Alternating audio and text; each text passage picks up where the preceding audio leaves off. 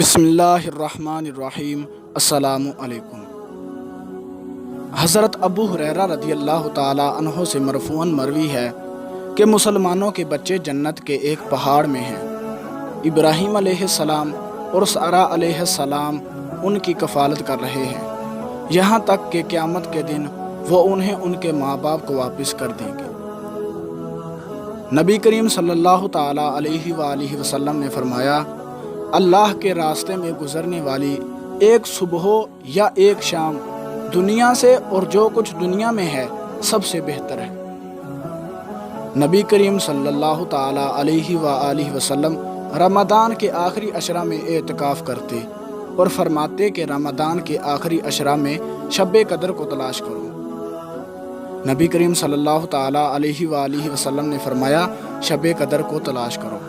اس حدیث کو بخاری نے روایت کیا ہے۔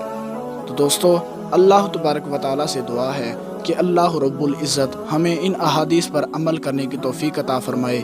ملتے ہیں کسی اگلی ویڈیو میں، تب تک کے لیے اللہ حافظ۔